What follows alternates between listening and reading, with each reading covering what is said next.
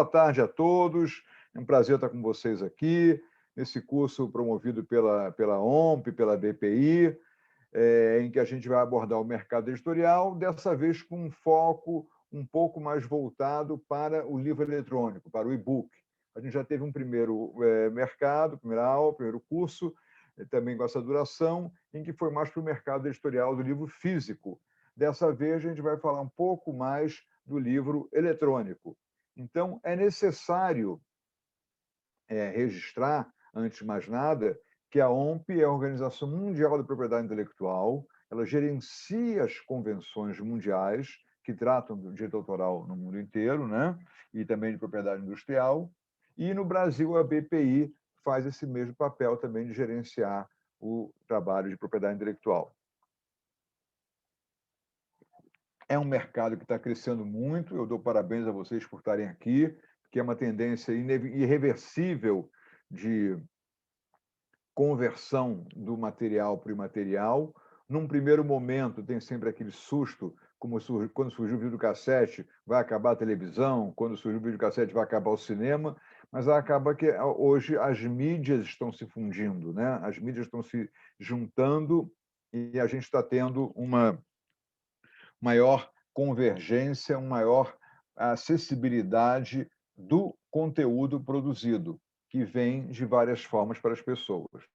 Então, eu vou agora compartilhar a tela aqui, que é essa aqui. Vocês estão vendo minha tela aí? Não? Então, consegue ver? Consegue, né? Ok. Então, vamos lá. Minha tela está ali. Eu vou... É que eu estou com 2 monitores, então eu consigo ver as pessoas aqui enquanto a tela fica lá. Às vezes, vocês vão ver que eu vou olhar para o meu lado direito, aqui meu monitor está do lado direito aqui, eu vou acompanhando a tela, então às vezes eu olho para o lado direito e não olho para a minha câmera, tá? Então, está aí a tela inicial. Primeira de cara, para vocês usarem sempre. Geralmente, é necessária autorização dos titulares e autores para o uso de imagens e apresentações quaisquer. Mas a lei estabelece umas exceções, quando for para pesquisa, para divulgação de trabalhos, para estudo, para a parte didática. Então, eu estou usando aí essa exceção e salientando isso logo no início da apresentação. Então, quando vocês forem fazer um livro didático, já ponham isso no livro. Olha, esse livro tem imagens e tal que foram publicadas, reproduzidas com base no artigo tal da lei. Então, vocês já mostram que já conhecem a lei. Se amanhã um juiz, alguém vier reclamar, é claro, vocês vão botar um número gigantesco de imagens e dizer, olha, estou protegido pela lei. Não é isso. Mas é usar na medida da necessidade. Vocês vão ver que eu procurei usar as imagens na medida exata da necessidade, na medida exata para complementar aquilo que é o assunto que a gente vier a tratar, tá certo? E o livro ajuda. O livro ajuda a gente ver melhor. O livro ajuda, você pode ver aí nessa imagem, que às vezes o cara tem um muro, nem que seja para apoiar, para fazer um calço para ele olhar por cima do muro, mas o livro ajuda, né? Então, acho que é uma tônica que a gente falou segunda-feira na aula do Pedro Millier, na ótima aula do Pedro Millier, sobre a questão de acessibilidade, sobre a questão de deficiência visual e livros, né? Então, do crescimento. E uma outra frase que eu acho sensacional, é de um jurista português, José de Oliveira Ascensão. Ele diz que se o direito é uma ordem da sociedade, é preciso conhecer a sociedade para conhecer o direito. Então, eu brinquei outro dia em São Paulo. O restaurante Gula Gula, no Rio, não funcionou em São Paulo. Mas o restaurante Subway de São Paulo não funciona no Rio. Tem modismos que são regionais, né? Tem área, tem gírias que são de São Paulo, né? Você pedir uma bolacha em São Paulo é um biscoito, pedir a perua é a van da escola, né? Então, você tem até modismos que são regionais. E eu comparo muito moda e direito. Quer dizer, uma vez numa sala de aula, eu olhei e estavam 10 meninas usando uma sandália grega, aquela trançada na perna. Assim. Quem é que mandou? Ah, não é a moda, professor. É a moda. Todo mundo usa a mesma sandália. Mas ninguém mandou, ninguém determinou, não há um comando nenhum. Máscara a gente está usando porque é necessário. Mas sandália grega, não. E elas estavam usando, é moda. Então, moda e direito são mais ou menos um hábito que um grupo pratica num determinado espaço, num determinado tempo. Né? Isso é mais ou menos isso. Né? 200 anos atrás, era lei ter escravo no Brasil. Né? O divórcio não era possível ser feito antes de 78, quando Nelson Carneiro botou a emenda do divórcio. Você não tinha divórcio. O casal separava e ia casar no Paraguai, porque a lei brasileira não permitia. Né? Então, é importante isso, quer dizer, não só conhecer a lei, mas conhecer o hábito social, a conduta da sociedade, o que se espera. Essa semana eu participei de um debate e uma coisa, um caso muito interessante, foi descoberto em 1900 e pouco, 1800 e tanto, uma escultura grega sem um braço. Estava bonita a escultura, mas estava quebrada, a peixoto estava sem um braço. E até estava fazendo um gesto lá, qualquer X. Não, muito antes disso, perdão, foi em 1500 e pouco. E aí a escultura ficou muito tempo lá parada e fizeram até um concurso para saber qual seria a posição do braço da escultura. Se seria um braço levantado, abaixado.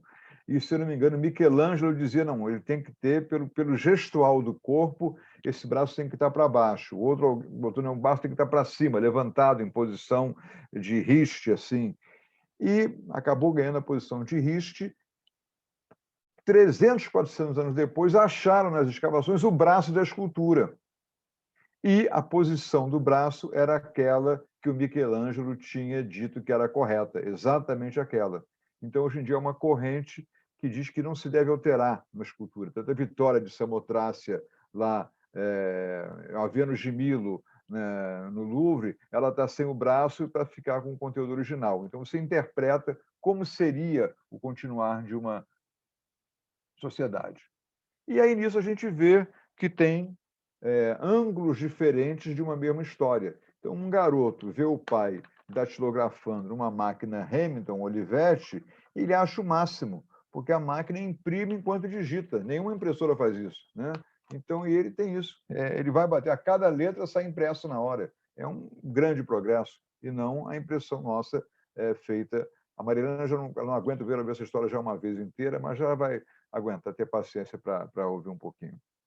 Então, o leitor está ali rodando o livro, mas ele não imagina que embaixo do livro tem a edição, a escrita, o pensamento, a redação, a pesquisa, a ideia, o sonho, a diagramação, a revisão, a tradução. Né? Essa é uma realidade que a gente encontra no mercado.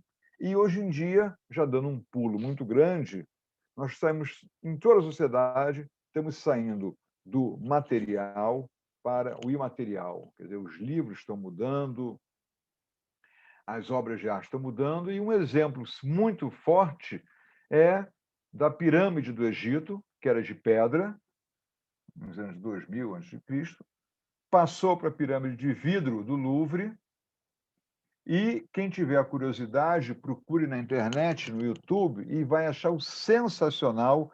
Eu tenho aqui, mas eu não vou clicar aqui não, que vai dar confusão, eu não programei isso, essa pirâmide em que o Alexander McQueen, que era aquele costureiro da Lady Di, ele se matou, genial, foi a exposição dele, genial, genial. Ele criou um holograma, a Kate Moss fica dentro de uma pirâmide e o desfile é ela em 3 dimensões, você vendo a Kate Moss no desfile. Então, eu usei o símbolo da pirâmide, que é um símbolo que converge para o céu, tem toda uma simbologia, tem todo um significado, né? Para mostrar como é que ele vai do material total, concreto, maciço, para o transparente e para holográfico. Hoje, aliás, na Folha de São Paulo, tem uma matéria em que pretendem fazer, no dia 25 de março, se eu não me engano, uma homenagem aos Mamonas Assassinas e vão criar um holograma do Dinho, o principal vocal, né, o cantor, vocalista, e ele vai aparecer de corpo e voz dele recriado, ressurgido no palco, o Dinho. Hoje está na matéria da Folha de São Paulo de hoje. Então, é um exemplo da transcrição, da transposição, da evolução, da mudança, da evolução, como se a gente queira chamar, do material para o imaterial. Para quem não me conhece, perguntas são bem-vindas, não existe pergunta ruim, pode fazer no chat, pode perguntar, não tenham vergonha, o máximo que eu vou fazer é dar uma risada e tal, mas não fiquem chateados, não, que isso aí é normal, tá? Então, não existe pergunta ruim, todas as perguntas são muito boas, tá ok? Então, eu conduzi essa parte de hoje para a conversão do material para o imaterial, né? Então, e outro fenômeno também que eu acho sensacional, esse pode anotar, eu até ontem falei com uma pessoa sobre isso, estava numa reunião com a Cláudia, que é a aceleração do tempo histórico, né? Você tinha a caneta tinteiro aqui, né, da Montblanc, de cristal, que evoluiu para a caneta Bic. Você tinha a carruagem, a charrete, que evoluiu para o motor Mercedes-Benz. Você tinha a moda da cartola, né? Que durou quanto tempo, né? E hoje em dia, se vocês entrarem, eu já vi que tem gente que gosta de moda, e a Maria Helena, que é ultra fashion aí, entendeu?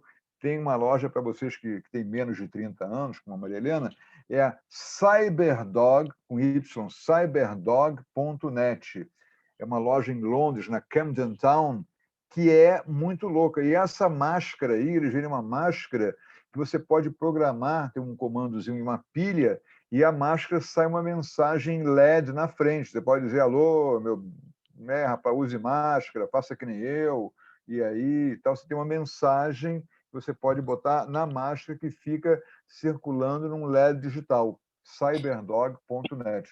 Muito Eu, legal. eu, eu, eu tenho uma camisa da Cyberdog e um cinto da Cyberdog que tem esses LEDs. Aí, estou falando, pelo menos não mostra que eu não inventei, né, Cris? Não, é muito Mostra. irado mesmo, é muito bom, é muito bom. Então, tá bom. Então, eu ganhei um testemunho aqui. Em Camden Town, que era o bairro daquela moça tadinha que morreu. Canta aí, Cris, o nome daquela moça, daquela tadinha. Amy Winehouse. Isso, é isso. Amy Winehouse. Eu lembro dela porque a maquiagem dela é igual da Nefertiti. É o olho puxado assim, entendeu? Ela tem o modelo Nefertiti. Se vocês olharem, eu fui ver a Nefertiti lá em Berlim, é a cara da Amy Winehouse. Então, o tempo histórico acelera. O tempo de um modismo, a cartola durou 200, 300 anos. Hoje em dia, um modismo dura um verão. Um modismo agora, quer dizer, a Anna Wintour, da Vogue, ela dizia que jamais usaria um jogging, a editora da Vogue. E ela foi fotografada com um jogging fazendo uma live. Por quê? Porque hoje em dia ela só se veste da cintura para cima. As lojas de camisa vendem muito mais que calça, ninguém mais sai de roupa na rua, né, de calça pelo menos, então eu estou aqui de camisa elegante, mas de bermuda aqui, entendeu? Então, a gente só veste da cintura para cima. É um modismo forçado nesse caso, né? Vamos lá. E aqui mais um exemplo do material para... com sua licença, hein, Cláudia? Desculpe. É o seguinte, no Afeganistão, haviam duas estátuas do Buda que ficavam incrustadas na tela aqui, na pedra, construídas durante milhares de anos. Mas o Talibã, quando invadiu lá e teve a destruição dos símbolos, botou durante 3, 4 dias dinamite e destruiu a estátua todinha do Buda. Então, artistas orientais foram lá e, para não alterar o pano de fundo, construíram um Buda em holograma. Então, você tem no local um Buda exatamente como era o Buda original, mantido no nicho em que ele estava construído. Então, é o típico caso de transposição do material para o imaterial. Quem ainda não sacou é ontologicamente idêntico, é essencialmente parecido com a mudança do livro físico para o livro eletrônico, que é o que a gente está fazendo hoje aqui, tá certo? Então, eu estou ambientando vocês aqui para essa mudança do material para o imaterial. E aqui já temos o conceito de loja fixa, né? O conceito de loja online. Sempre que vocês viram no mercado, o mercado americano fala muito da loja brick and mortar, tijolo e cimento, é a loja fixa. Então, esse exemplo, que a gente vai ver mais adiante com detalhe, é da Strand Bookstore, é uma loja de 3 andares em Nova York que vende livros novos e usados. Eu não consigo ficar lá nessa loja menos de 3 horas, porque são 3 andares inteiros e você acha naquela estande aquele livrinho que você sempre quis ter e nunca achou, aquele livro usado, aquele livro novo, e aí eu despacho pelo correio, é uma fortuna, mas eles têm uma tabela de livro que é mais barata, mas mesmo assim nunca gasto menos que 300, 400 dólares lá, mas é um investimento sensacional. E a loja Strand Bookstore faz uma campanha muito grande para que as pessoas prestigiem a loja local. Como eu prestigio aqui no Jardim Botânico a loja da Livraria Janela, que é das minhas amigas que vendem o livro lá, e faço questão de comprar, mandam um WhatsApp para encomendar o livro, entregam na minha casa e tal. E, do outro lado de cá, a loja online. Eu sei que eu falo muito rápido, então eu vou começar a falar um pouquinho mais devagar, porque eu sei que eu sou muito acelerado. Então, eu vou reduzir um pouquinho a velocidade.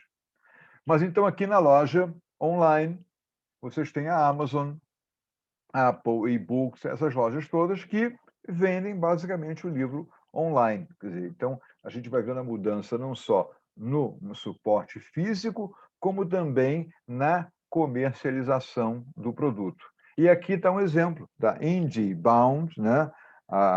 O Local First, o estímulo para comprar nas lojas. O prefeito, eu vou tentar conseguir isso aqui, o Bill de Blasio, o prefeito de Nova York, foi a Strand fazer uma palestra para prestigiar uma loja física. Então, está aqui ele, no final do ano passado, o Bill de Blasio, na loja Strand de Nova York, divulgando lá. Quem sabe o nosso querido Eduardo Paes vá a uma livraria, atravessa, argumento, para divulgar as livrarias. Não tem nada contra a Amazon, ela é o papel dela. Mas eu acho que o livreiro que abriu, empreendeu, abriu um empreendimento comercial, paga aluguel, paga imposto direitinho ali, vamos prestigiar, né? Cada bairro devia ter sua livraria. Agora acabou de fechar a livraria Timbre, do Shopping da Gávea, aqui no Rio, no bairro da Gávea, em Marilena, que era um bairro muito legal, nos 40 anos, não aguentou, fechou, entendeu? E como várias outras já fecharam. Então, eu apoio isso, tá? E aqui já começamos a entrar um pouquinho mais no setor, nesse panorama introdutório, inicial, do mercado de crescimento de livros eletrônicos no mundo, né? Ele é médio nos Estados Unidos, ele é baixo na América e na África, médio na Europa, mas no Oriente e na Austrália, altamente desenvolvido, né? Altamente desenvolvido, né? Então, a gente já vê que há um crescimento substancial ao longo do mundo. Aqui tem um enclavezinho nos Emirados Árabes. Aqui eu tive lá em Sharjah, que é um emirado lá de a sheika Budur Al-Qasim, minha amiga, que divulga muito a cultura. Ela é uma sheika, mulher formada em Yale, e ela é toda poderosa, editora do mercado árabe. Para quem quiser saber o nome, é Bodour Al-Qasim, e ela é presidente da International Publishing Association.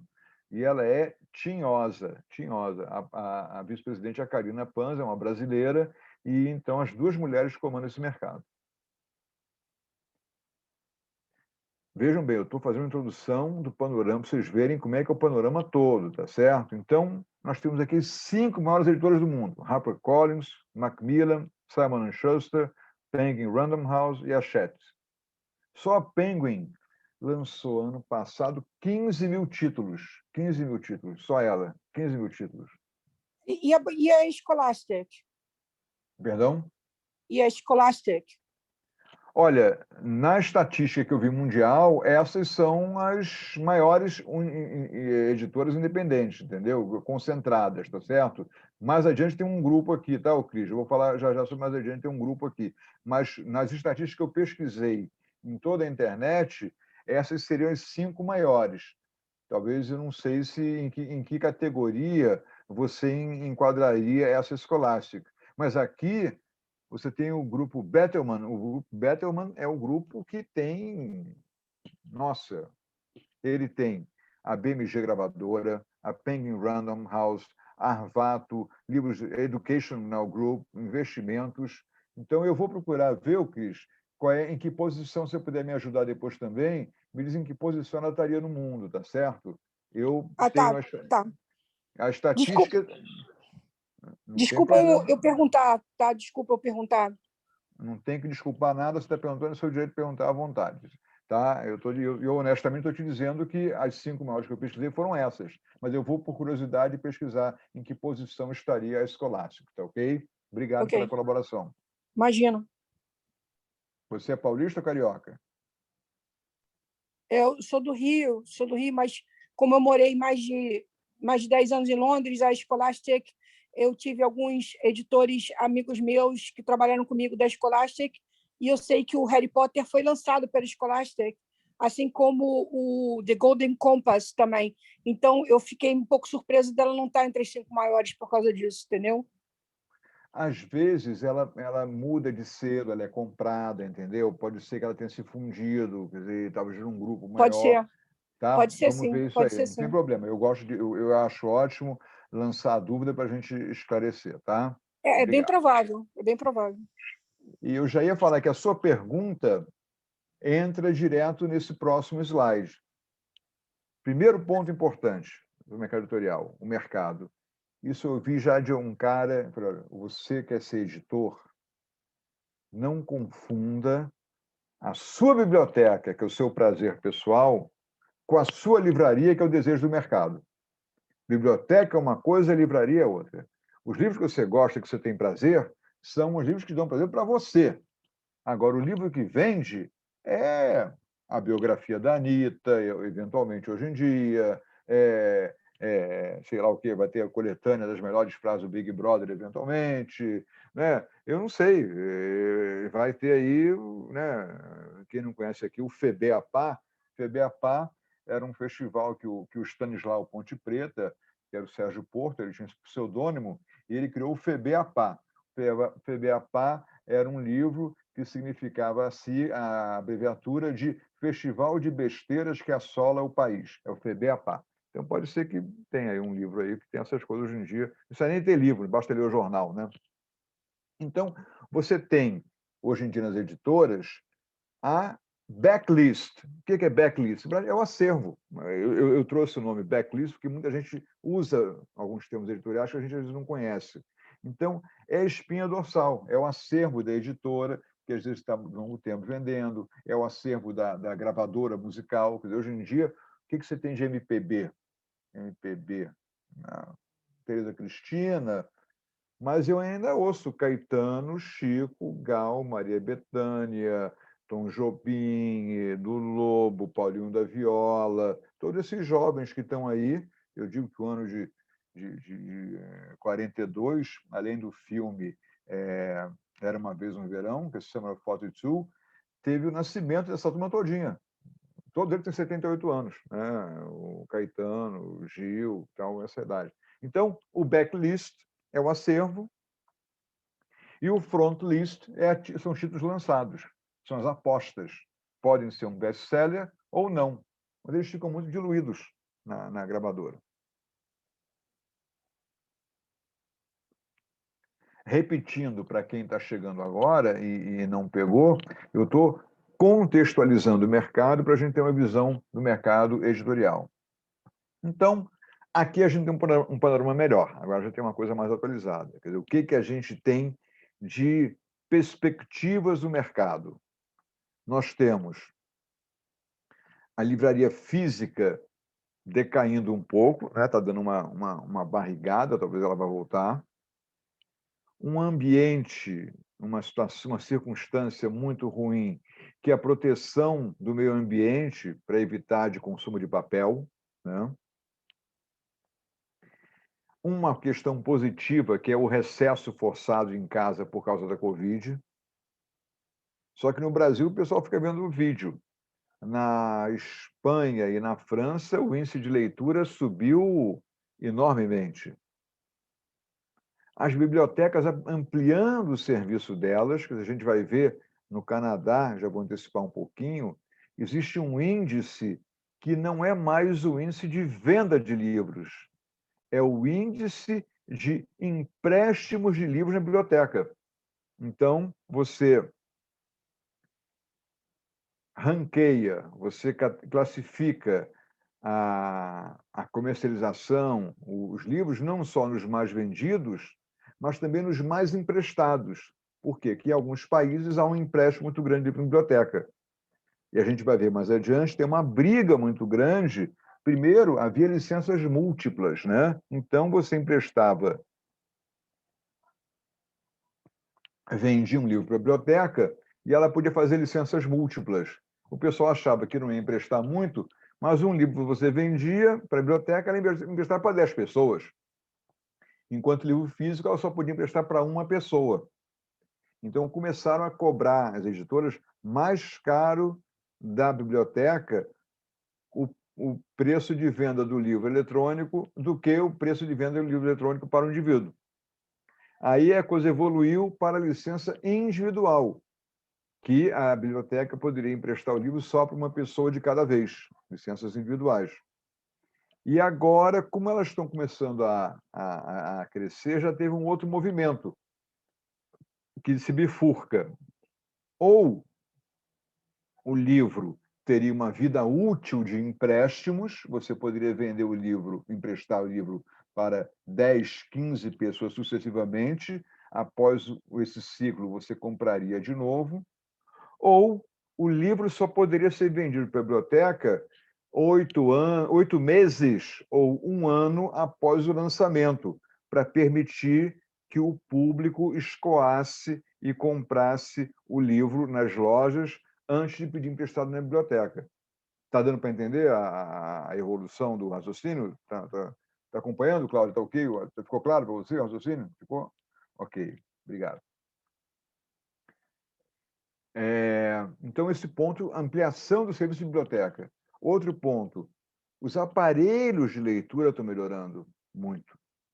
Eu confesso, eu não leio livro em livro eletrônico, mas eu me converti em junho do ano passado, uma conversão na minha vida, e eu, depois de 61 anos, passei a ler jornal no celular.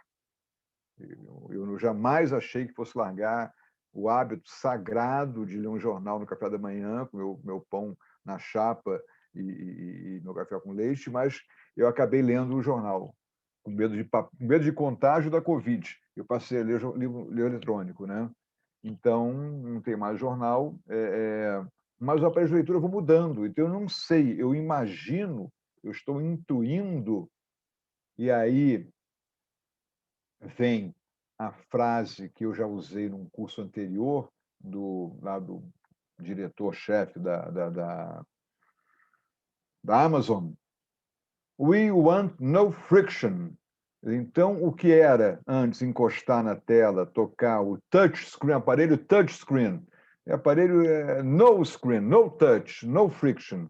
Então, eu imagino que deva ter um comando, eu adoraria ter um comando, tipo turn page, para mudar a página sem tocar no aparelho. Não falar isso.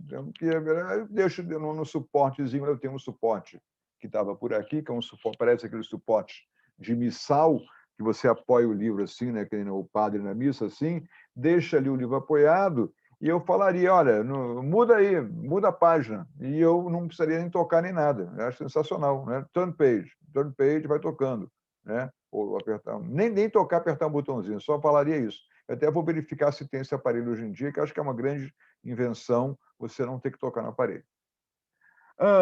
Evolução da idade dos leitores.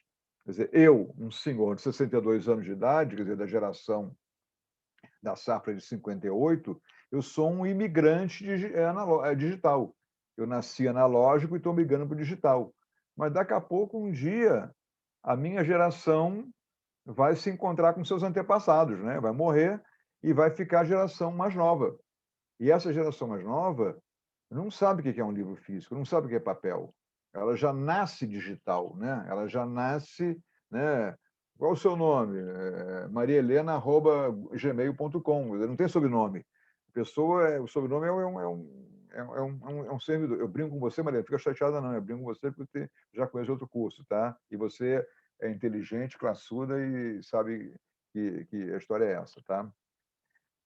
Leitor noturno também, e tem empresas que monitoram a leitura, o hábito. Tem leitores noturnos que têm agora várias degradê, tonalidades de tela para não ofender já a preocupação de não afetar a visão à noite. Então, a leitura já é programada com fundo amarelo, do mesmo jeito que aquela luzinha que hoje eu não tenho aqui, mas que fica iluminando a cara da gente para ter uma cara melhor, assim, um reflexo bom, aquele aro redondinho aqui, que não está hoje comigo, né? E então eles vão mudando. E mais dois últimos itens. Novos hábitos de escrita.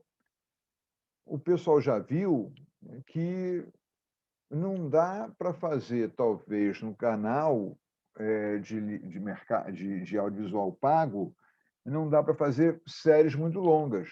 Mas as minisséries dá para fazer. Eu vi o Doutor Castor, muito boa, aqui no Rio, sobre Castor de Andrade, eu vi Bridgerton, eu vi Casa de Papel, eu vi várias outras aí que, na verdade, são nova etapa, nova série, 4 capítulos, 8 capítulos, quer dizer, eles vêm, é o folhetim de jornal transposto para o audiovisual, né? Eles fazem pílulazinhas que você não aguenta ver uma novela de 4, 6 meses, ninguém aguenta. A Globo agora já vai voltar com a novela que era das 9 ou 9h30, né? Mas antes ela vai fazer uma recapitulação diária da novela, porque o pessoal já esqueceu o que aconteceu. E, por último, também o blog. O blog, quer dizer, você colabora. O blog é uma obra coletiva, na verdade. Né? Eu sempre, quando falo, tenho clientes que são blogueiros, você ponha lá no site, no seu blog, o seguinte: quem escrever aqui está automaticamente me autorizando a publicar o conteúdo. Porque você tem gente, às vezes, que faz livro com coletânea de frases de blog, para evitar amanhã de alguém querer impedir. Então, a gente teve um panorama aqui dessa situação, digamos, da mudança do material para o imaterial. Então, nós temos 3 itens aqui que congregam o que a gente fez. Vamos ver rapidamente agora: tecnologia, costume e direito. Como é que era o conhecimento? Aqui eu condensei um pouquinho, né? A gente tinha os livros em iluminuras, que eram feitos por copistas, os monges do convento, às vezes até eles botavam um copista analfabeto, porque ele desenhava a letra sem saber o que estava escrevendo, para ele não pegar o livro depois e atribuir a ele mesmo a autoria, né? E tinha até, quando a pessoa errava uma cópia, isso aqui é um caso de errata, a pessoa errou uma linha, então escreveram a linha correta e desenharam um fulaninho apontando onde se lê isso aqui, na verdade é isso aqui que dá para ser lido. Então essa é a errata do século XVI, do século XV. Sensacional, né? Até para isso eles tinham uma habilidade, uma arte diferente, né? E aqui é uma oficina de tipografia, o sujeito montando as placas que vão fazer o livro, aqui as folhas do livro secando, aqui atrás as placas que vão montar cada livro, o sujeito com um martelinho batendo o tipo gráfico. Eu tive lá em Mais, onde Gutenberg criou a imprensa, vi lá essa prensa funcionando, né? Cada folha tem uma prensa funcionando, e os tipos gráficos ficavam nessa estante. Ficavam as minúsculas na caixa de baixo e as maiúsculas na caixa de cima, ou seja, as minúsculas na caixa baixa e as maiúsculas na caixa alta. Lowercase, uppercase, caixa baixa, caixa alta. Então, a gente está vendo de onde é que vem esses nomes, caixa baixa e caixa alta, que são usados no jornalismo, são usados na tipografia, na livraria, estão aqui. Concluindo, já estou acabando já a parte da história, para quem não gosta, isso aí é emocionante, a meu ver, é o manuscrito que Gutenberg assinou quando ele pediu emprestado a um banqueiro lá de Mainz dinheiro para fazer tipografias maiores e deu em garantia as prensas dele. Só que ele não conseguiu pagar esse banqueiro. Johann Fuss, então, foi lá, confiscou as máquinas dele e se tornou um grande editor e impressor, concorrente do Gutenberg, e fundou a Feira de Frankfurt. E esse documento está lá em Mainz, numa vitrine à prova de bala, com vidro a pouquinho, e que eu olhei, vi de pertinho assim, fiquei sem respirar direito, de aflição, de nervosismo. Isso foi a capa da minha dissertação de mestrado, e eu nunca imaginei que ia ver esse documento original pertinho. Quer dizer, apenas 450 anos me separam do momento em que Gutenberg levantou a tinta da caneta ali e assinou esse documento, né? Mas estamos evoluindo aqui na história. Havia uma dúvida: de quem é o livro? Do escritor que tem inspiração, escreve, gasta papel, ou do impressor que vai usar mais papel e tinta para imprimir, distribuir, levar para as livrarias, transportar a cavalo? Os livros eram transportados, não havia caixa, não havia caixote, eram transportados em barris de vinho serviam para os livros. E podia rolar o barril pesado, né? Então, tem uma briga enorme, até que em 1710 a rainha Ana da Inglaterra baixa um ato para o encorajamento do aprendizado e permitindo cópias de livros impressos para os autores e compradores durante o tempo permitido. Então, durante 14 anos, o editor podia ter o livro de privilégio, depois de 14 anos voltava para o autor, o direito de imprimir com quem ele quisesse. No Brasil, vigorava a ordenação do reino. O que eram as ordenações do reino? Eram as constituições de Portugal, até que fosse baixada a Constituição do Império do Brasil de 1824, por Dom Pedro I. Então, essas ordenações do reino, Afonsinas, Manuelinas e Filipinas, diziam que se não imprimam livros sem licença del rei. Tá aqui. Vocês conseguem ver na tela isso? Dá para ver mais ou menos na tela? Dá? Tá? E mandamos que nenhum morador nestes reinos imprima, nem mande imprimir neles, nem fora deles, obra alguma, de qualquer matéria, que seja sem primeiro ser vista e examinada pelos desembargadores do Paço. Já tinha desembargador na época. Depois de ser vista e aprovada pelos oficiais do Santo Ofício da Inquisição. Então, tinha Inquisição, tinha o desembargador, tinha censura, e aí, em 1827, são criados os cursos jurídicos no Brasil, e os lentes, os professores, tinham o privilégio das obras por 10 anos. Aqui está uma cartilha imperial de Dom Pedro II, e ele tinha um privilégio por 10 anos. Então, aqui as pessoas que elaboraram essa cartilha, aqui, em 1840. Temos as constituições do Império, então, sobre propriedade, as convenções no mundo, em 1800 e pouco, Código Penal do Império também, falava um pouco sobre propriedade.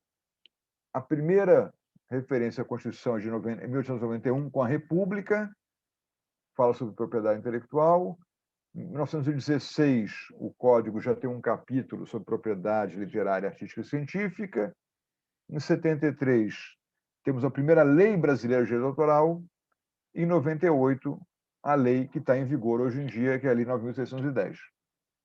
Então, nessa transição, nós temos o século XX físico, XXI é o material, está um erro, é imaterial, errado, está errado, erro de revisão, é imaterial. Onde está o material? Leia-se, vou botar aquele bonequinho para fazer aquela leitura aqui e apontar aqui que é diferente. É imaterial.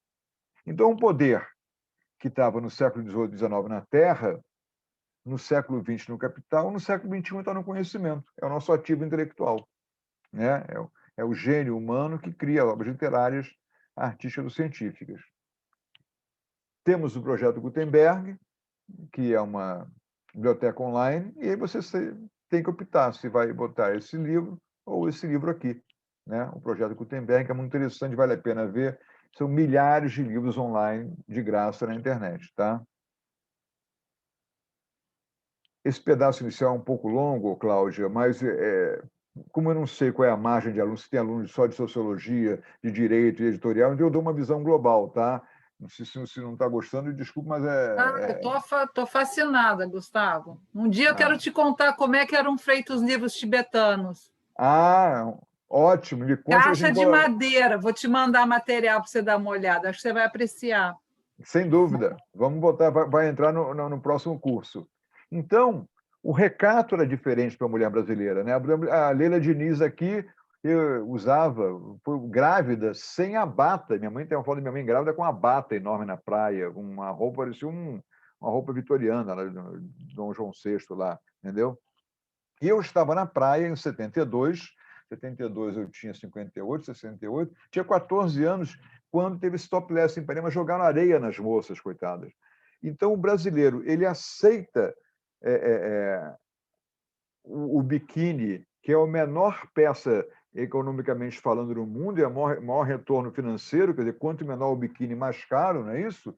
Mas não faz a mulher brasileira não faz topless, que lá em Portugal chama-se mamas ao léu, o topless em Portugal. Né? Então, a portuguesa que é conservadora faz topless, a brasileira que é moderna não faz o topless, mas ela usa um decote muito forte, muito grande, muito profundo, às vezes, na noite. Né? Cada povo tem seu hábito. Né? Então, já estamos concluindo aqui a parte do costume, né? Para dizer que cada sociedade tem a sua visão, a Constituição cuida de todos os hábitos, a gente tem uma regra geral de não ter censura. Os órgãos de imprensa têm que informar o que se passa ao nosso redor. O povo tem o direito de ser informado. Há alguns segredos, como direito de família, sigilo de votação, no tribunal do júri, correspondência inviolável. Há exceções, como monitoramento eletrônico de funcionários nas empresas, mas os hábitos vamos vendo aí. Tem um librocubicularista, é a pessoa que só lê na cama. Então, eu estou procurando ver todos os hábitos, até os hábitos ergonômicos da pessoa, né? Para ver como é que cada um se comporta diante do livro.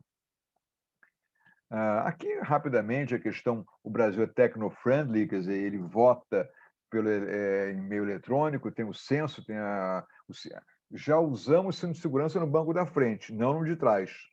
Está mudando, aqui em São Paulo multam muito.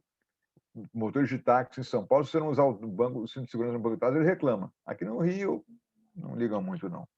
As antenas parabólicas, a música evoluiu do LP para o CD, para o MP3, para o download, para o streaming. O cloud computing, e isso é o mais importante. Isso é o mais importante. Hoje em dia, nós não somos apenas receptores de conteúdo. Todos nós aqui somos emissores. Eu estou emitindo conteúdo para vocês. Antigamente, a gente recebia pelo satélite, a transmissão via satélite. Hoje em dia, qualquer blogueiro é um influencer, é um youtuber, é um blogger, é um speaker, é um tudo, né? E aí, então, chegamos no direito. Moisés, né, quando chegou lá, foi encontrar, recebeu o Steve Jobs, né, falou, olha, esse cara aqui vai dar um upgrade nos nossos tablets aqui, né? Tablet, tábula. E dedo de dígito, digitar, dedo em grego, Del, a tecla Del, vem de delere. Todo mundo estudou aqui, delenda Cartago, pessoa deletéria. Então, tudo é antigo, latino, antigo, velho, né? Os direitos humanos falam em liberdade de expressão no mundo inteiro, a Declaração de Direitos Humanos. A Constituição fala da informação, então, né? Eu repeti esse slide aqui, desculpe. E aqui nós começamos, então, agora, a entrar no direito mesmo. Em 1886, o Brasil, ele se firmou mais tarde, tem a Convenção de Berna, que é de 1886, quando os países da Europa se uniram, olha, temos que criar uma lei básica para o mundo inteiro. Então, existe uma convenção, a Convenção de Berna, que é gerida pela OMP. O Brasil, à medida que ela foi sendo atualizada, ele foi subscrevendo as atualizações, tá certo? Tem decretos brasileiros aqui que vão atualizando. E elas já dizem, quer dizer, quem subscreve a Convenção de Berna se obriga a seguir as regras mínimas que Berna estipula. Então, por exemplo, ele diz aqui que obras literárias abrangem todas as produções do domínio literário, científico e artístico, qualquer que seja o modo ou a forma de expressão.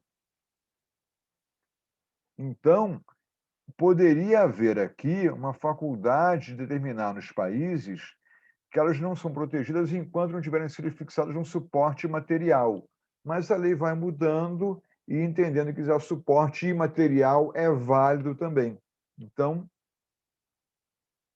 a lei brasileira fala, essa é a lei brasileira, 9.610/98, que todo mundo que trabalha no mercado editorial tem que ter na sua editora.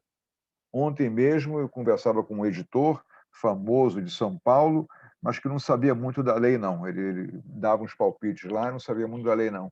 Então, olha aqui o que está dito. São obras intelectuais protegidas, criações do espírito, expressas por qualquer meio, ou fixadas em qualquer suporte, tangível ou intangível, conhecido ou que se invente no futuro. E aí vem uma relação muito grande de meios de expressão. Agora, é muito importante saber o seguinte, eu não sei quem é da área jurídica aqui, quando um artigo fala tais como, ele quer fazer uma enumeração meramente exemplificativa. Isso não significa que é exaustivo, que são só aqueles exemplos. Então, ele pode dizer, olha, pode ser feito por meios tais, então é só aquele meio. Ou pode ser feito por qualquer meio, tais como. Você está exemplificando os meios, tá? E, inclusive, na obra de artes plásticas, no artigo 77, está dito, salvo comissão em contrário, o autor de obra de artes plásticas, ao alienar o objeto em que ela se materializa, transmite o direito de expô-la. Então, há um objeto em que a obra de arte se materializa. Eu posso ter um filme, um livro, mas a base dele está guardada, né? Um livro, o original do livro está em um lugar, ele se corporifica num papel, o filme se corporifica na celulose, tá certo? E aqui, em Portugal, mesma coisa, consideram-se obras de criações intelectuais, domínio literário, científico e artístico, por qualquer modo exteriorizadas. Então, você tem em Portugal essa lei também. França. As disposições do presente Código protegem os direitos de autor sobre todas as obras do espírito, opere d'ingegno, quaisquer que sejam o gênero e a forma de expressão. Então, à medida que passa, a gente passa pelos países, fomos em Portugal, né? Fomos na França, na Itália, são protegidas, no âmbito desta lei, as óperas do espírito, de caráter criativo, que pertencem à literatura, música, arte figurativa, arquitetura, o teatro, o cinema, qualquer que seja o modo ou a forma de expressão. Então, já passamos por todos esses países e estamos vendo que a forma de expressão material ou imaterial, ela não evita a proteção da lei, ok? Então, agora, atenção, eu aviso que uma que minha garganta está ardendo, ou a dona Lorena ou a dona Ana Luísa vão ter que ler um artigo da lei aqui na tela, tá bom? Então, fiquem preparadas as duas aí, tá? Então, vamos começar com a Ana Luísa. Lê o artigo 5º para mim, Ana Luísa, por favor. Eu sei que está na tela, mas que a leitura fixa melhor. Vamos lá. Claro. Artigo 5º. Todos são iguais perante a lei, sem distinção de qualquer natureza, garantindo-se aos brasileiros e aos estrangeiros residentes no país a inviolabilidade do direito à vida, à liberdade, à igualdade, à segurança e à propriedade, nos termos seguintes. Ótimo, muito obrigado. Então, esse artigo 5º, ele trata dos direitos fundamentais do cidadão brasileiro e também dos estrangeiros residentes no país. Então, ele diz, olha, você tem esse direito à inviolabilidade da vida, da liberdade, igualdade, nos termos seguintes. Então, o inciso 27, XXVI, a Lorena vai ler agora para mim. O inciso 27. Lorena, por favor. Inciso 27. Aos autores pertence o direito exclusivo de utilização, publicação ou reprodução de suas obras, transmissível aos herdeiros pelo tempo que a lei fixar. Ótimo, muito obrigado. Então, vamos fazer que nem o Jack o Estripador, o esquartejador, por partes. Então, a gente começa. Aos autores. É bom, às vezes, você botar num papelzinho, anotar isso aí, o seguinte: autor, segundo a lei de direito autoral, é a pessoa física criadora da obra. É a pessoa física, está no artigo 11 da Lei 9.610. É a pessoa física. O autor é a pessoa física. O Pedro Millier falou segunda-feira da questão como é que vai ser quando vier a inteligência artificial. Como é que vai ser quando o robô criar um texto, que já criou na Folha de São Paulo. Como é que vai ser quando a obra já tem o Rembrandt criou um computador, criou um quadro do Rembrandt que ele inventou. Vocês puseram dentro de um computador 300 quadros do Rembrandt com todos os dados e o computador criou The Next Rembrandt, um Rembrandt que nunca ele pintou, mas que era exatamente igual a como se fosse pintado pelo Rembrandt. Então, aos autores pertence o direito exclusivo de utilização. Ele pode utilizar uma obra, o Chico Buarque pode cantar uma obra, publicar essa obra, ele pode fazer um CD, reproduzir essa obra, isto é, vincular num comercial. Esse menino, Lulu Santos, fez Descobridor dos Sete Mares no comercial da Sandália Ryder, né? Roberto Carlos, uma época, fez uma música que tocou Nos Lençóis Mais Lindos, a Mansidão, sobre lençóis santistas, se eu não me engano, ele fez uma música dele, botou então sincronizar uma música, né? Então, você tem esses poderes que são transmissíveis aos herdeiros pelo tempo que a lei fixar. Então, a Constituição diz, olha, esse direito do autor vai ser transmissível para os herdeiros pelo tempo que a lei fixar. E a lei é a lei de direito autoral que... alguém está com a lei de direito autoral na mão aí? Se alguém está, não. Ou então, Ana Luísa, aproveita e lê para mim, por favor, o artigo 41. 41. Pode ser? Claro. Vamos lá. Artigo 41. Os direitos patrimoniais do autor perduram por 70 anos contados de 1º de janeiro do ano subsequente ao de seu falecimento, obedecida a ordem sucessória da Lei Civil. Parágrafo único. Aplica-se às obras póstumas o prazo de proteção a que alude o caput deste artigo. Ótimo. Então, muito obrigado. Então, os direitos patrimoniais do autor perduram por 70 anos contados de 1º de janeiro do ano subsequente ao seu falecimento. Quer dizer, eles perduram pela vida do autor e por mais 70 anos após a sua morte. Tá certo? Então, Tom Jobim, faleceu lá, o autor, os direitos dele estão prevalecendo mais de 70 anos. Monteiro Lobato, acabaram os direitos autorais do ano passado, porque ele passaram 70 anos da morte dele. Essa de Queiroz, também acabou o prazo. George Orwell, esse ano, nós estamos tendo uma invasão de livros de George Orwell, 1984, Revolução dos Bichos e tal, não sei o quê, porque terminou o prazo de proteção do direito em 31 de dezembro de 2020. Então, a partir de 2021, o livro entra em domínio público. Ah, então eu posso fazer o que eu quiser?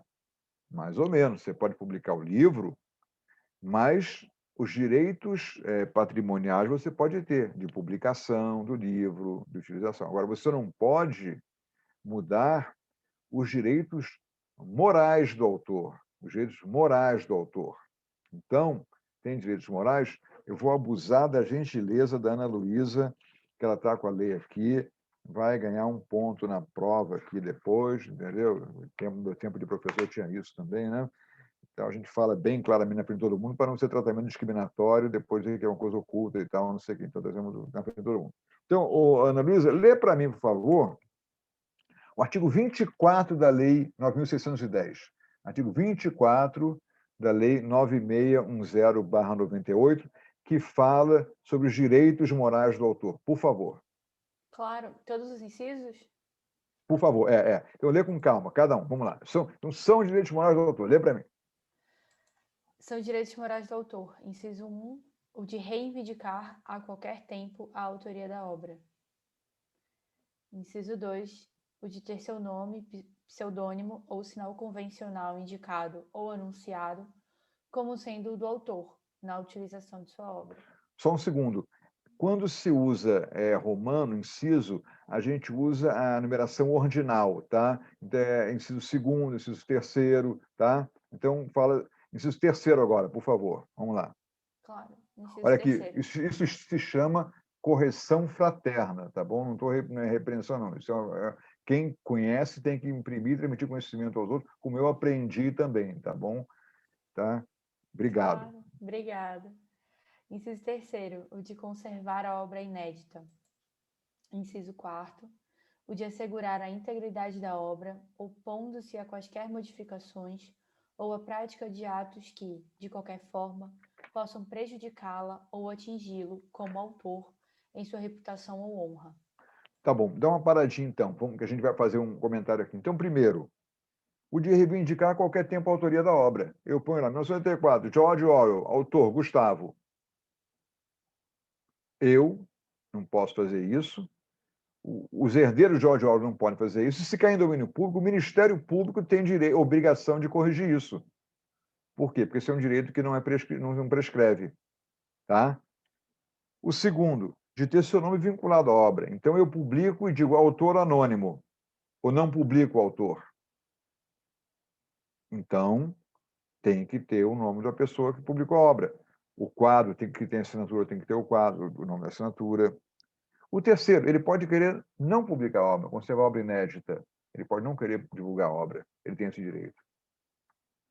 O quarto, de assegurar a integridade da obra, opondo-se à modificação de quaisquer atos que possam incomodá-lo. Então, veja bem, eu comprei o direito de publicar Dona Flor e seus dois maridos, mas eu sou um cara muito puritano, moralista, e eu vou... Não. Esse negócio da Dona Flor ficar com dois maridos, eu não gostei. Eu não vou ressuscitar o Vadinho, ela vai ficar só com o Teodoro, e no final ela não vai sair com... Vou mudar o final do livro, porque eu não gostei, é muito ruim esse final do livro, Dona Flor com dois maridos saindo da igreja. Eu não vou fazer, não vou autorizar. Vai ser só o Teodoro. Eu estou alterando o livro. Eu estou alterando a integridade do livro. Não pode. Tá certo? Vamos ler mais então o quinto, por favor, Ana Luísa. O quinto, inciso quinto agora. Inciso quinto, o de modificar a obra antes ou depois de utilizada. Inciso sexto, o de retirar de circulação a obra ou de suspender qualquer forma de utilização já autorizada, quando a circulação ou utilização implicarem afronta à sua reputação e imagem. Um momentinho só, então, ele pode modificar a obra. Eu escrevi um livro de história e a história mudou. Eu vou complementar a obra. Eu fiz uma escultura, mas que tem exigências do setor urbano, de fogo, incêndio, eu posso ter que mudar a obra, tá certo? E, no inciso 6º, eu quero tirar... Eu sou um médico, tenho uma convicção, e aí o meu editor vai publicar o meu livro médico numa coleção patrocinada por uma empresa de medicina que produz agrotóxicos terríveis que vão contra a minha convicção. Eu não quero vincular meu nome a essa empresa. Ou não quero publicar meu livro numa coleção que tenha obras que pregam o racismo, pregam desigualdades humanas. Então, você pode querer. Eu não quero. Eu não quero minha exposição no museu tal, que é um museu horroroso. Eu não quero. Tá certo? Então, os demais aqui eu não vou falar, não. Só a última coisa, então, que eu vou abusar hoje, Ana Luísa, lê para mim o artigo 27, então, por favor. Lorena, você fica aquecida aí, que daqui a pouco é a sua vez, tá, Lorena? Você fica de olho aí, tá? 27. Artigo 27. Os direitos morais do autor são inalienáveis e irrenunciáveis. Então, veja bem, você não pode alienar nem pode renunciar. Ah, mas eu já ouvi falar que um compositor vendia música. Sim, pela lei, pelo Código de 1916, o direito à moral era alienável. Então, o que o sujeito fazia? Ele compunha, tinha aqui na Praça Tiradentes, tinha a esquina do compositor. Tinha uns caras que chegavam lá e, vendendo música, tem uma música boa, quer comprar aqui e tal, não sei o quê, música Máscara Negra. Não, não é o caso, não. Máscara Negra, do Zequete, Primeiro Clarim, Estrela d'Alva, Barracão, Mangueira, Exaltação Mangueira. Então, eu estou dando exemplos fictícios. Por favor, amanhã as aulas estão sendo gravadas, eu não quero ser processado, não. É um exemplo fictício que não aconteceu. Mas, então, o autor vendia composições para pessoas que, então, usavam a composição e botavam o nome delas. Hoje em dia não pode. É inalienável e irrenunciável. A pessoa não pode nem vender, nem renunciar a esse direito moral. Tá certo? Então, é importante isso. Então, toda essa volta Rio-São Paulo via Manaus, por quê? Para dizer que transmitem-se aos herdeiros um direito patrimonial. E, quando ele terminar, o direito moral persiste ainda. Tá certo? Isso é importante. Agora, Lorena, você que está aquecida aí, vamos voltar para a tela e ler para mim, por favor, o inciso 28 da lei. 28. Da Constituição, perdão. Inciso 28 da Constituição Federal do Brasil. Na tela, tá? Estou aguardando. Ligar o microfone. São assegurados, nos termos da lei, a proteção às participações individuais em obras coletivas e a reprodução da imagem e voz humanas, inclusive nas atividades desportivas. Vai. O inciso B. O direito de fiscalização do aproveitamento econômico das obras que criarem ou de que participarem aos criadores, aos intérpretes e às respectivas representações sindicais e associativas. Ótimo, muito obrigado. Então, vamos lá. A lei assegura também a proteção à participação individual em obra coletiva. O que é isso? É o ator que participa de uma novela. É o jornalista que participa de um jornal. É o ilustrador que participa de uma coleção, de uma enciclopédia. É o mágico que participa de um festival. São várias. É o pintor que participa de uma obra coletiva de pintura, de um mural.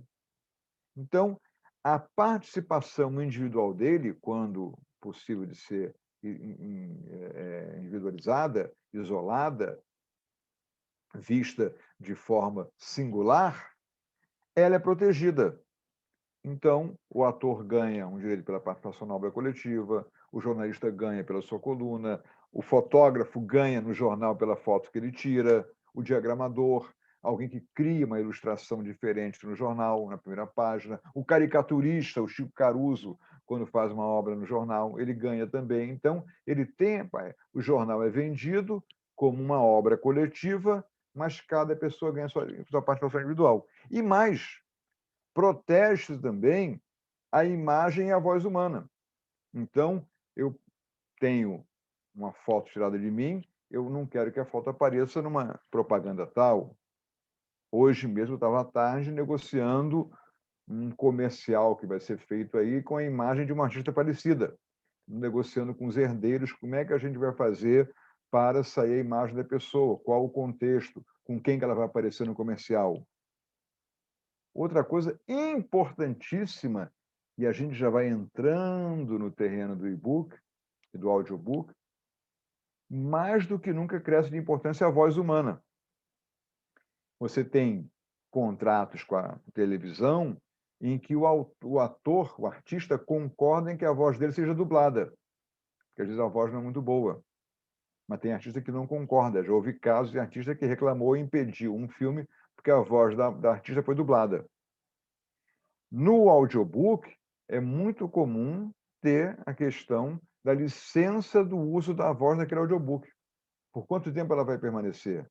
Por aquela edição? Quem vai fazer a voz? Quer dizer, hoje, uma voz do Paulo César Pereio tem um valor, uma voz do Cid Moreira recitando versos tem um valor. Eu, uma vez, entrei no avião da Gol e uma pessoa, e a voz de aqueles avisos de atar cintos e não fumar e tal, essa voz eu conheço. Era aquela moça Cissa Guimarães, que tinha sido contratada, e eu falei, né? Você automaticamente se familiariza com a voz. O locutor de rádio. Então, há uma proteção à voz humana, inclusive em atividades esportivas. E mais ainda, há uma proteção à imagem do jogador de futebol, que é o direito de arena, quando ele joga, que o clube recebe um valor, e tem o direito da imagem dele quando esse jogador posa, por exemplo, um comercial. Aí ele não está posando na atividade esportiva profissional do jogador, mas sim, ele está emprestando a imagem dele, a reputação dele, para um comercial de biscoito, creme de barba, essas coisas assim. E aí ele ganha proporcionalmente ao cachê dele, não tem nada a ver com o clube.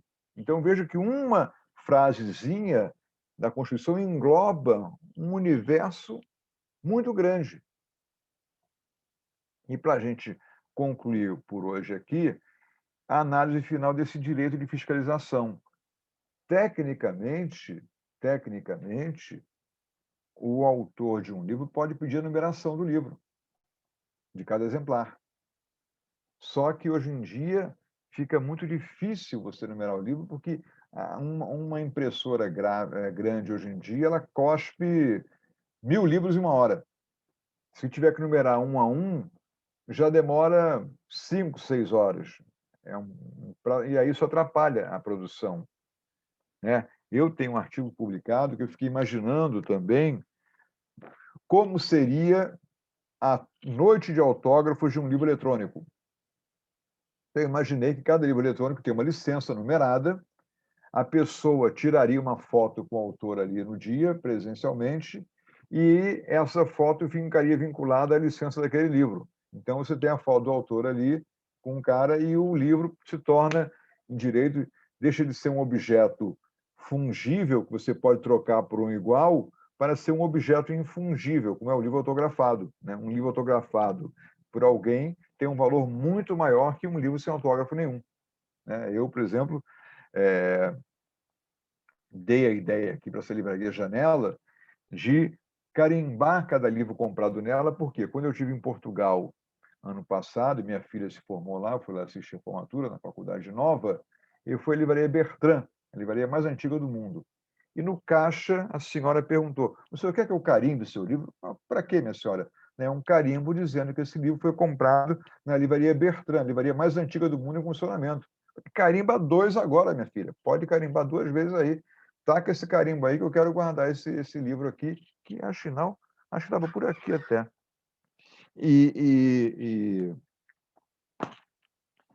Então, eu dei a ideia de publicar esse livro. Não sei se vocês conseguem ver aqui. Conseguem ver? Esse livro foi comprado na livraria Bertrand, livraria mais antiga do mundo em funcionamento. E do lado, para não me roubarem, tem meu carimbo, meu Gzinho aqui, para não roubarem livro, porque esse carimbo, esse G aqui tem uma tinta que, se a pessoa pegar, ela morre envenenada. Entendeu? Então, esse livro aqui, com a tinta, que a pessoa, se tocar no G aqui, tem um choque elétrico, com a descarga de 1000 volts, e a pessoa, então, que rouba livro, merece a cadeira elétrica. Então, o autor pode pedir para numerar a obra. Ele pode pedir, a gente vai ver mais adiante, prestação de contas do editor, ele pode pedir auditoria, os intérpretes também, quer dizer, o intérprete é uma categoria diferente, que é a categoria que não cria conteúdo, mas agrega forma. Maria Bethânia não compôs poucas músicas, mas Maria Bethânia interpretando Roberto Carlos ou Chico Buarque é quase que uma outra obra. Ela dá um valor diferente ao conteúdo, com base unicamente na sua expressão vocal, gestual, corporativa, entonação, ela muda o tom da melodia, ela pronuncia a palavra, recitando Fernando Pessoa. Eu assisti Bethânia recitando Fernando Pessoa, é uma coisa de louco, né? É uma sensacional. Então, e tem, na parte da lei eleitoral, tem um dispositivo que permite aos autores cobrarem do editor a prestação de contas, relatório de vendas, enfim, relatórios de financeiro. A pessoa tem que, se não tiver a obrigação expressa no contrato, tem que ser mensal, mas pode ser semestral. Então, às vezes, tem um editor que manda o dinheiro, você não sabe para quem ele mandou. Às vezes a gente tem que cobrar do editor essa relação. Tem editor que fica chateado, que acha que a carta é uma carta meio advogado, ele tem que ser um pouco incisivo e causa um mal-estar, mas é um direito do autor de cobrar do editor essa prestação de contas, e, na verdade, é uma obrigação do editor de prestar contas para não forçar o autor a ter que cobrar essa relação, essa demonstração do número de exemplares vendidos, quando há estoque, do número de exemplares em estoque ou não, e o valor vendido e faturado por ele dentro do preço combinado. Isabela, acho que por hoje eu estou com medo que esse pessoal que está com a tela fechada esteja dormindo, entendeu? Então, eu só vi aqui que a Cláudia, a Lorena e a Patrícia apareceu, acordou. Todo mundo acordando aí, cara de sono, aí, entendeu? Então, a Beatriz Passini até levantou agora. O Gabriel estava de pé, a Beatriz apareceu também, a Daniela não dorme, A Daniela ela está ali discreta. Entendeu? E ninguém fez pergunta nenhuma, Isabela. Eu não sei, ou eles são muito bons e estão sendo generosos comigo, não perguntam nada, entendeu? Ou então estavam dormindo mesmo. Estou vendo que estão muito quietinhos. Oi? Estou vendo que estão muito quietinhos. Mas esse primeiro período foi, inicialmente, ele já é uma coisa tradicional. Acho que sexta-feira vai ter mais polêmica, que vamos ter questões que eu não sei. Eu vou trazer questões aqui que eu não sei a solução, porque, só para vocês entenderem, eu fui pesquisando em cada editora como é que é o comportamento delas em relação ao e-book. Algumas terceirizam. Uma faz o e-book na Índia, a outra faz um contrato só para e-book, outra faz o contrato igual de e-book e de livro físico, a outra terceiriza para uma livraria vender, a outra vende porque ela tem agora o sistema online dela. A prestação de contas, quantas licenças são, qual é o mecanismo de contagem do livro eletrônico. Uma cláusula também, o que caracteriza um audiobook, qual é a leitura, como é que é o contrato com o leitor de audiobook. Esse tem uma dúvida, esse está com dúvida. Entendeu? O contrato do leitor. Entendeu? Então, na sexta-feira, eu vou trazer muitas dúvidas, muitas questões sobre isso aqui, que a nossa lei, o máximo que ela fala é isso, suporte tangível ou intangível, mas não tem ainda uma atualização, está no Congresso, está na Casa Civil o projeto de atualização da lei eleitoral. Daniela Cola conhece muito bem, ela acompanha isso de perto, e a gente está já, daqui a pouco, os projetos que estão lá já estão defasados, porque já o fato corre na frente da lei, né? Mas então, pessoal, eu estou à disposição para qualquer pergunta aqui. Eu queria, me desculpem aqueles que já viram essa parte introdutória pela repetição, e aqueles que não viram, espero que tenham tido uma contextualização boa do ambiente assim que a gente vai transitar de agora por diante. Tá bom? Alguma pergunta, eu estou à disposição aqui. Vou fazer um comentário e uma autocrítica também, com relação ao que você falou de projeto de reforma da lei, está no Congresso e que daqui a pouco vai ficar defasado. A OMP tem também uma demanda para a criação de um tratado internacional para lidar com temas de direitos autorais no ambiente digital, que também está ainda numa fase... Esse pedido foi provocado, se eu não me engano, por um grupo de acadêmicos, incluindo do Brasil. Se eu não me engano, é o JEDAI, com mais outros, né? E fizeram esse pedido junto à OMP, num comitê, em 2016, se eu não me engano. Esse tema tem sido levado adiante, mas cada comitê de direitos autorais tem uma quantidade considerável de temas, né? Então, acaba que... E é muita coisa, é muita demanda, cada país tem os seus interesses para colocar na pauta, então é um tema que realmente é difícil de tratar de uma forma internacional. Não, bem lembrado. Né? Porque se a OMP conseguisse criar um tratado internacional, talvez os outros países, ao aderir, nem precisassem modificar suas próprias leis, não imediatamente. É muito bem lembrado, Isabela. A Isabela é a representante da OMP no Brasil, ela conhece tudo, e ela, no passado, me indicou para uma reunião lá em Genebra, e eu tive a oportunidade de ver, por exemplo, alguma coisa que a gente não percebe aqui. Os países africanos, por exemplo, por conta da deficiência de formação escolar e cultural, eles têm todo o interesse em que se reduzam as barreiras de proteção aos direitos autorais. E por um fim específico, que é o aprendizado. Outros países querem fazer já meio de olho na pirataria, né? Porque tem entidades que querem reproduzir, ou querem ter reduzidas as barreiras para poder reproduzir mais facilmente. E fica a instituição internacional tendo que contemplar cada especificidade de cada país, o país em desenvolvimento, os Estados Unidos, não quer ter suas barreiras reduzidas, porque ele não quer perder o prazo de proteção das obras do Walt Disney, né? Então, eles vão protegendo cada vez mais. Já a África quer que proteja o continente africano. Então, essa multiplicidade de interesses é muito difícil da gente gerenciar, não é isso, Isabela? Eu constatei a gente sentar no auditório.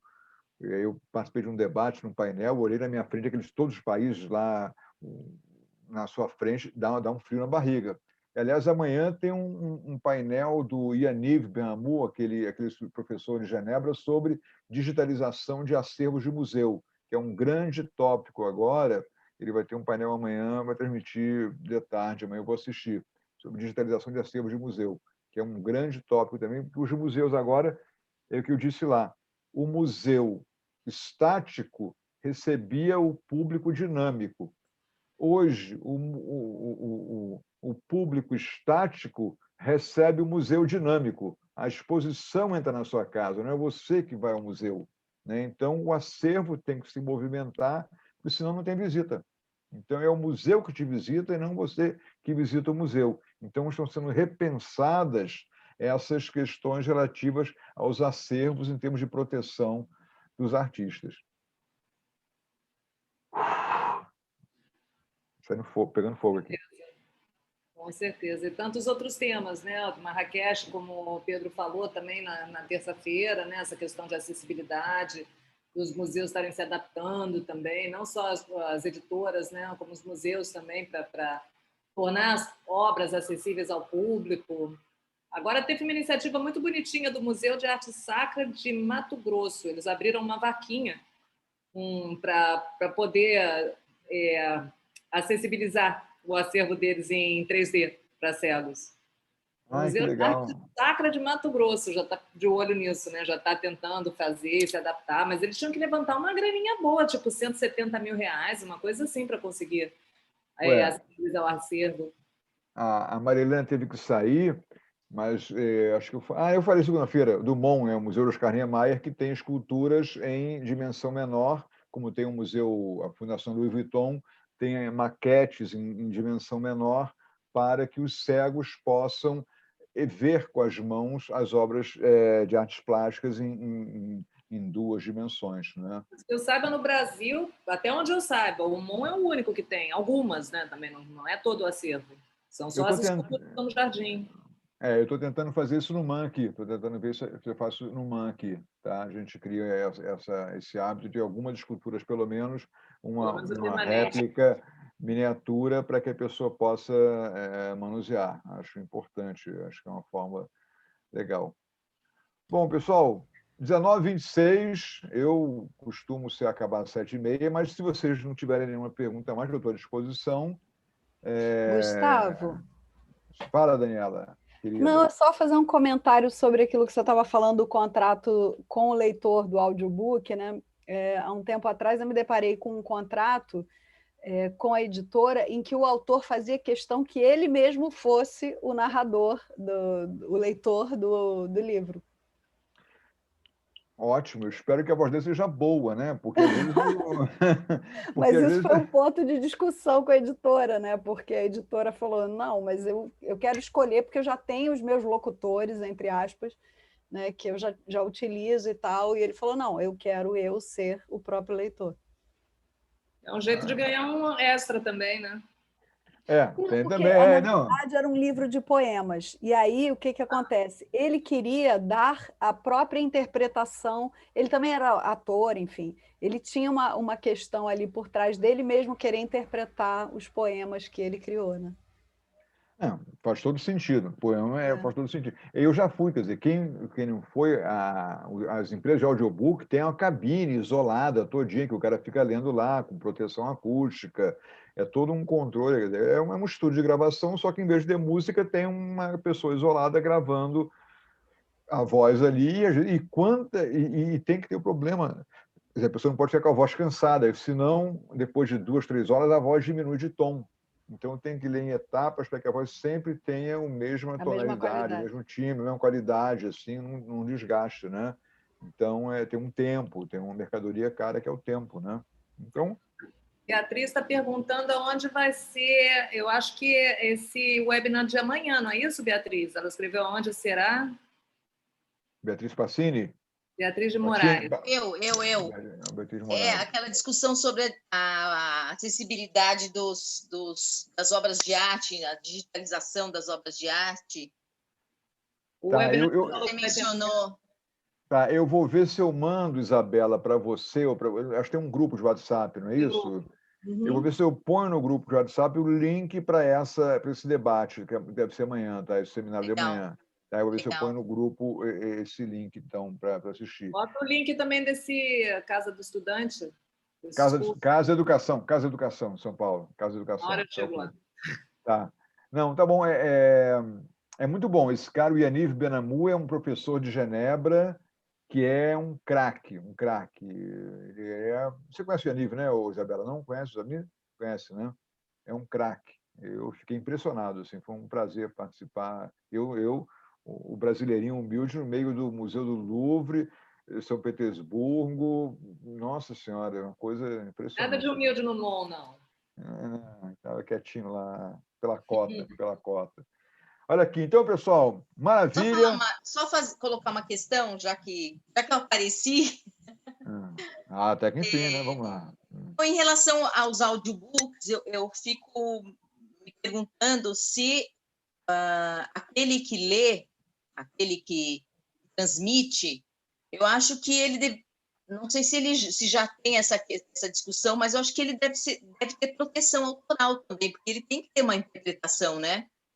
O que nós falamos aí, na reprodução de imagem e voz humanas, né? Foi o que a Lorena leu, né? O inciso, a linha A do inciso 27, né? 28. Proteção tem sim. E eu até... Mas eu não digo o direito, não digo a proteção à voz, eu digo como intérprete. Oral mesmo. Eu já entendi o que você quer falar.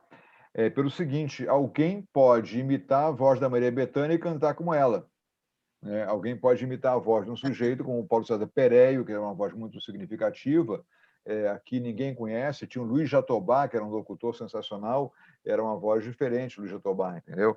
Mas é assim, eu só deixo então, vou deixar uma pergunta para sexta-feira, que é a seguinte: como é que fica a segunda edição de um audiobook? Tem que ser o mesmo locutor? Porque mudou. Eu tenho um livro do José Cândido de Carvalho, historiador. Ele lança a segunda edição atualizada. A segunda edição, eu posso fazer, eu posso mudar de fonte Times New Roman para Taoma, para Calibre. Agora, eu posso mudar a voz do fulano para outro, e se a primeira edição acabou, eu tenho que destruir aquela voz, eu não posso reeditar o livro, eu posso reeditar de novo a voz da pessoa? São perguntas que eu faço para mim mesmo. Por quê? Porque ainda não decorreu o ciclo de passar 5 anos de audiobook para ter uma nova edição de audiobook, entendeu? Então, são questões que eu estou antecipando para quando terminar um contrato de 5 anos. Como é que será a nova voz? A pessoa você não pode ceder, você licencia a voz. Eu inutilizo o arquivo? Eu guardo e não publico de novo? Então, se for repetido, se for reeditado, não caberia a mesma interpretação que é dada para os intérpretes quando é reeditada uma novela, por exemplo, que eles têm que receber novamente? Eu não sei. Muda de editora. A segunda editora vai pegar a voz que foi feita no primeiro? Muda de editora? Entendeu? Está tendo uma polêmica agora. Mas tem uma questão contratual também, né, Gustavo? Eu acho que tem muito do que vai estar disposto no contrato, né? Entendeu? Então, eu digo, são questões que eu estou trazendo aqui porque eu não sei. Português, claro, mas eu digo, para ter uma solução, eu tenho que ter o problema antes, não é isso? Então, eu estou trazendo um problema para ter solução. Né? Como diria, você não conheceu, tinha um jogador de futebol que perguntava: o Dario, como é que você vai resolver essa problemática? Ele falou: eu vou resolver com uma solucionática. Então, eu tenho que ter a problemática aqui para depois ter a solucionática, tá certo? É isso aqui. Tá bom? Vamos, então, sexta-feira, 6 horas, então, bate canal aqui, Isabela? Confirmado? Confirmado. Obrigado a vocês. Quero ver umas carinhas sexta-feira, que eu gosto de ver se o aluno está dormindo ou não ali e tal. E a Carla apareceu também. Obrigado. Cris, pelas perguntas. Valeu. Cláudia, obrigado pela presença ilustre aqui. Obrigada, Gustavo. Até sexta. Até sexta. Obrigada, Gustavo. Prazer. Foi um prazer. Abraço. Tchau, tchau. Obrigado, pessoal. Tchau, Gustavo. Tchau, Deliane. Tchau, até sexta. Até.